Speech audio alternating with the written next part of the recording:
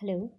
हमारा आज का टॉपिक है gametogenesis, that mean genesis of gamete और सिंथेसिस ऑफ गेमीट्स।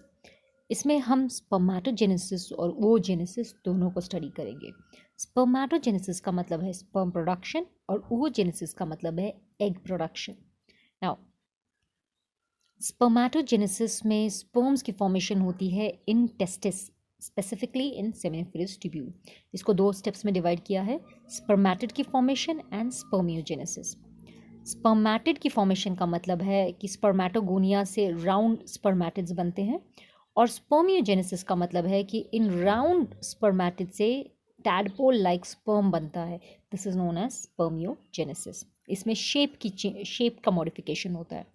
तो let's look at spermatogenesis. Spermatogenesis में हम जानते हैं कि we have three steps. The first step is known as a multiplicative phase.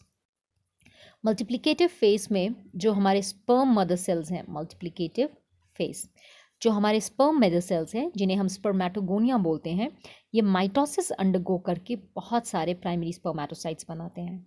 तो आप देख सकते हैं कि एक स्पर्मेटोगोनिया ने 2 सेल्स बनाए, 2 ने फिर फर्दर डिवाइड करके 4 बनाए बाय माइटोसिस। इस तरह से इनका नंबर इंक्रीज होता है। The second stage is known as the growth phase. Growth phase में हमारा प्राइमरी स्पर्मेटोसाइट अपने साइज में इंक्रीज करता है by accumulating cytoplasm. The third phase is known as the maturation phase, जिसमें मियोसिस होता है।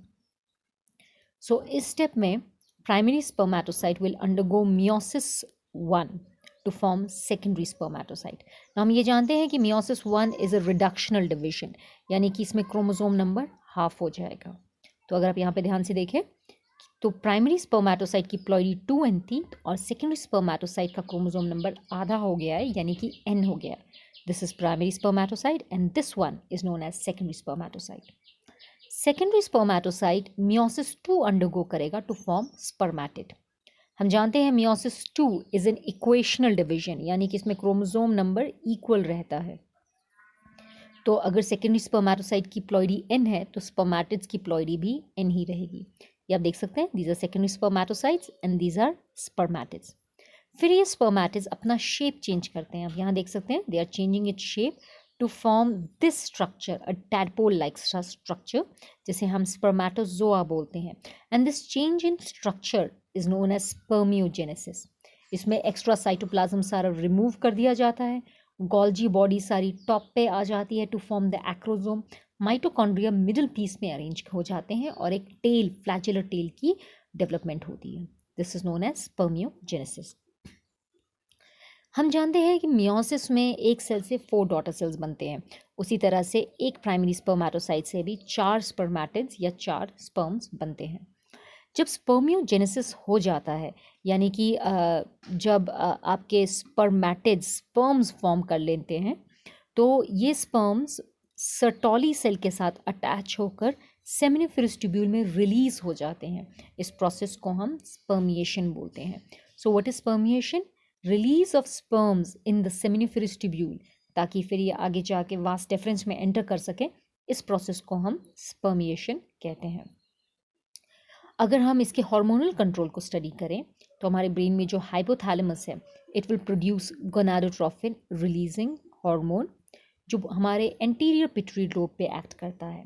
और हमारा anterior pituitary lobe luteinising hormone और फॉलिकल स्टिमुलेटिंग हार्मोन नाम के 2 हार्मोन प्रोड्यूस करता है। ल्यूटेनाइजिंग हार्मोन लीडिक सेल पे काम करता है, जिन्हें हम इंटरस्टिशियल सेल्स भी कहते हैं। इंटरस्टिशियल सेल जो सेमिनिफरस ट्यूब्यूल के बीच में होते हैं, interstitial cells. Leydig cell testosterone produce करता है या एंड्रोजन प्रोड्यूस करता है, और ये टेस्टोस्टेरॉन स्पर्मेटोजेनेसिस को स्टिमुलेट करने में मदद करता है।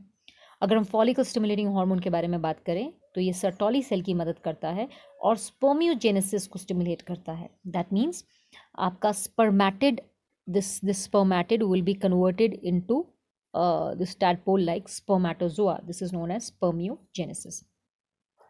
अगर हम एक स्पर्म के स्ट्रक्चर को डिस्कस करें तो एक स्पर्म के पास एक हेड होता है, there is a small neck, एक middle piece and you have a tail. इसका डायग्राम बहुत इंपॉर्टेंट है। स्पर्मेटोजोआ का हेड अक्सर गोल्जी बॉडी से बनता है और इसको हम एक्रोसोम बोलते हैं। इसमें हाइड्रोलिटिक एंजाइम्स होते हैं जो एग के अंदर एंटर करने में मदद करते हैं। Plus, it has nucleus which has single set of chromosome and it is haploid. नेक में दो सेंट्रियोल होते हैं, axial centriole and distal centriole. Mitochondria middle piece में होता है which provides energy. And finally you have the tail जो movement में help करता है. एक नॉर्मल ह्यूमन इजैकुलेशन में 200 to 300 मिलियन स्पर्म्स प्रोड्यूस करते हैं. नॉर्मल फर्टिलिटी के लिए इनमें से 60% स्पर्म्स का शेप नॉर्मल होना चाहिए और 40% में मोटिलिटी होनी चाहिए. तो इसके साथ हम स्पर्मेटोजेनेसिस कंप्लीट करते हैं. Thank you and have a nice day.